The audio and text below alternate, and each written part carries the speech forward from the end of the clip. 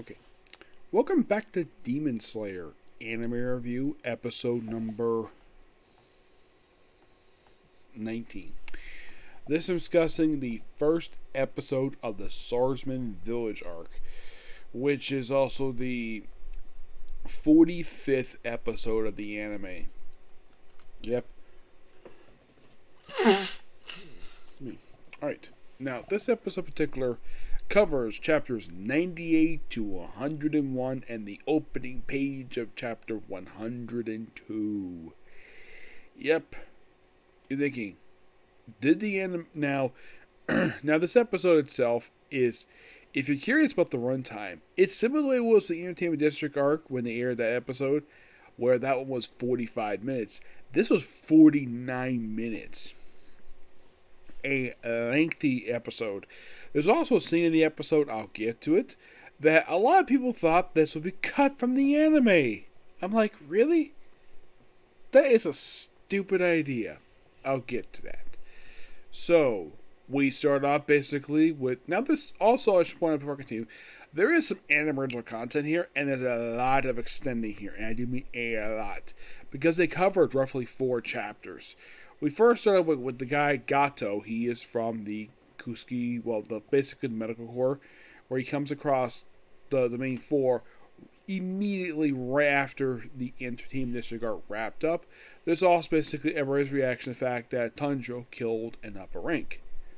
And then right afterwards, we see this gorgeous sequence, which must have been really expensive by Ubisoft. Like, wow, this whole sequence of the Infinity Castle, it is gorgeous, and it probably was well worth basically them having this episode feel like a movie, even though it's the start of a story. But damn, this episode, like there's so much good camera angles, so all the stuff related to Infinity Castle. And the last time this was seen was back at the end of season 1. It did not technically appear in the previous arc per se. No, it didn't. They do bring up the fact that the upper rank 6, he's dead. The fact that Muskin, who's the main villain of the franchise, he, of course, we do see Anzo when he arrives, and then we're into upper rank number 2, number 4, and also 5, and number 1, who's also got the same set of earrings that Tanjiro has. I'm not going to spoil it per se, but this guy is connected to Tanjiro, but it's not explained in the final arc. So, basically he reveals, I don't expect anything from you. The fact that we can't find this, puts people in the grave, can't find this blue spider lily. And number 5, basically, I got some information for you. And of course, I can't move on unconfirmed information. Confirm it first. And, sends out basically the upper rank 4, and he plays a role in this particular. Now, in the case of the other pillars, the other upper ranks, the basically 1, 2, 3, and 5, they do not play a role in this arc. Not at all. In the case of Kuro, who's upper rank number 3, this actually is the first time he's been seen since the end of the Mugen Train arc. That was the last time he was seen in the series. And he's not been seen since then. This is his first appearance since that point. So, when you see this sequence, the whole sequence there is basically I was kind of shocked how long it was. This whole sequence in Infinite Castle, which, by the way, this whole scene was basically 2 chapters. 2 full chapters in this castle. Which the anime, they spent a good 15 minutes on this castle.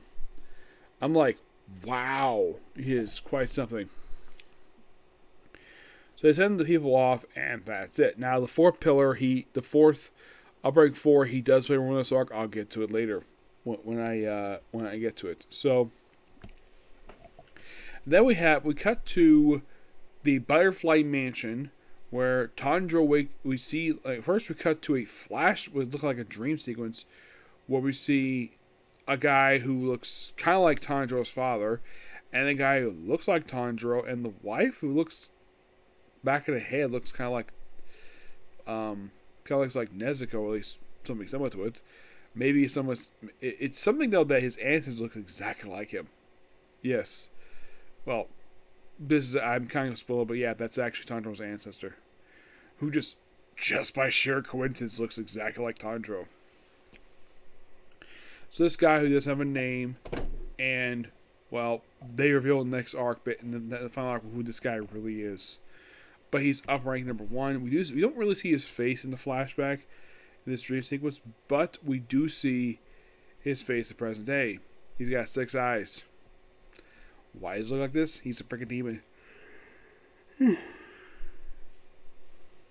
me. So, Tanjiro wakes up, and of course, Kono was there. Of course, she had smashed a vase seeing him. And she just sits down. Gato, of course, we see him, like a little bit of his little history where he's been there for a lot of the time. And of course, he does kind of in a way reprimands Kono for not for smashing the vase. No. For not telling anybody to be more excited. So he calls the 3 girls, and Ano, calls these 3. And of course, they took on Tanjiro, and all of a sudden Tanjiro notices, oh yeah, here's Nosuke on the ceiling. Zenosuke is actually on a mission. He's briefly seen in the episode. Now you might be curious though, does Zenosuke and Inosuke, do they play a role in this particular arc? Surprisingly, no. I don't remember if they do or not, because they don't really appear in this arc aside from the beginning. Yeah, I think they said I read them out because my guess is they probably want to get the 2 a break, because these 3 have been together basically attached to him since the Drum Mansion arc. That's how long these 3 have been attached to him. Like, so then of course we have him waking up. He pick up 3 girls. Then he goes to some strength training. Excuse me. And then of course he gets a letter from his swordsman, who's been a swordsmith, who's been fixing his sword. Yeah, he decides basically no more swords. Like, why don't you talk directly? So they go to the village. He gets permission from the master of the mansion, which is probably Shinobu. And well, they can't think of a name, so he carry. Of course, they do cut the bit out where the person says that he's heavy. Yeah, they cut that out in the anime, probably because it probably wasn't really needed. And of course, Nezuko was with him in the box, obviously. Nezuko, for some reason, takes a while to show up here, which we'll get. Well, she's asleep, so it's interesting the fact that she was put back in the box for some reason. Yes. And like in the case of what happened, now Mugen Train, surprisingly, he didn't come away with that much for injury per se. It seems like every arc he's always injured. I mean, ever since the Spider-Man, she's been heavily injured. So this is the Spider Mountain arc. So pretty much, basically, like they have the sequence like we switch to various people, and of course we get this before they go. They get earplugs, well, a blindfold, and also nose plugs too, because of a sense of smell, which is another part for doing it. And I think it's blindfold, like, wow. Then we have the whole village sequence. We look around, go visit the chief. And of course, like, after talking to Chief with Ben on the floor, like, of course, I mentioned they're looking for his swordsmith right now, where he has disappeared for some reason. And then, of course, basically is like, thank you very much. Before he goes in, and then we see the love hostel, which I was shocked the fact I heard this. Apparently, some people wanted to see this particular moment be cut from the anime. And I'm like, it's a beautiful woman. Yeah, and we see her, and she's butt naked. Yeah, and she comes out of the water, we see her rear, and I'm like, from a guy's perspective, I'm like, what's wrong with this scene? Answer, nothing. And people wanted this to be cut? Seriously, whoever suggests that was a complete idiot. I mean, why would you cut a sequence featuring one of the hottest women in the whole series who is appearing in this scene, and she's butt naked? And you want to cut it? By the way, there's also Irachi. I've heard it was also online about Irachi stuff. Like, whoever suggested this particular sequence should basically not watch Demon Slayer.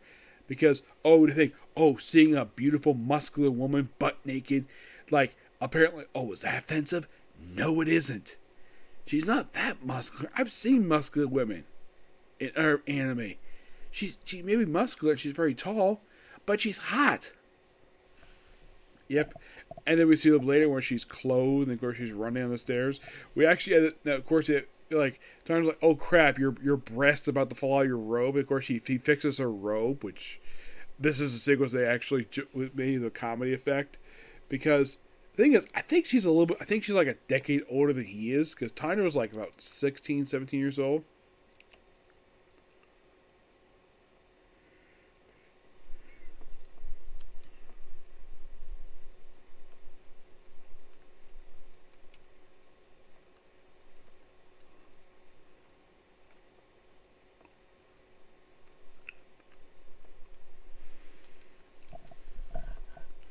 She is 19. Okay. 19. And Tanjiro, he is... Well, he's 15, so just a few years younger, so it's not really...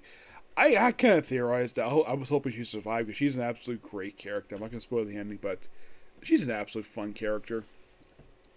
Oh, and the dub, she's voiced by Kara Buckland. Yes, a woman who knows voicing serious characters, and yet this character is so hilarious. And then, of course, you having dinner together, and like looking for a weapon. Of course, she tickles Nezuko, who's switched down to a small form, and she holds Nezuko's hand for a while. It seems like Nezuko basically gets the drug she's under half the time. She tends to think that the love Hashira is her mom. I'm not kidding about that. Basically, the way she acts is like a child react. It's basically around basically the mother, and basically, oh yeah, and the real reason why she's here. Oh, and he also runs into somebody, one of his own classmates, who, by the way, in the dub, is voiced by Zenna Robinson. It's the Win Hashira's brother, and of course he does ask about him. He runs him in the hot spring. He's like, tells him to die, and of course, like, what are you doing? Just get out of here. And then there's a funny little sequence of Nezuko, who's, by the way, she's naked, and she's swimming across, and it's kind of good that Tanjiro does not see his beautiful sister butt naked. It's only brief, and like, I think the love Hashira seeing her naked, I think that from a male perspective, in my opinion, it just brought a smile to my face seeing that, because I like seeing stuff like that in anime. No, it's not hentai, but I like seeing beautiful naked women in the anime. Yeah, just kind of a thing with me. Okay, so moving on from that, so then she walks up, but don't worry, she'll be back. Don't worry. Basically, that whole beginning sequence, that's from like, oh, by the way, her in the hot spring, that's, we see here in the anime, that's from the end of chapter 100. I'm not kidding about that. That whole sequence is from the end of chapter 100. And then the whole next scene afterwards is off from 101. Yep, and after Tanjiro basically like walks the wilderness, and of course he sees the Miss Hashira. Yes. Talking to a swordsman, and then there's a mysterious guy behind him, which, by the way, this guy was not there in the manga. It's a guy who looks familiar. He's got the same hearings he does. Excuse me, what is he doing there? Who knows? No, he's asking about Key. Yep. But this, of course, is a really good episode. I personally enjoyed it. Just a damn good episode. Can't wait for the next episode, which air in 2 days. Okay, so that's episode of you. Oh, I wasn't going to do one more video, but it's almost midnight. I'll probably do it tomorrow. Well, basically part 2 of my Legion of Superheroes review. I review the rest of Legion of Superheroes. And also, an epic collection for Spider-Man. Okay, next video tomorrow.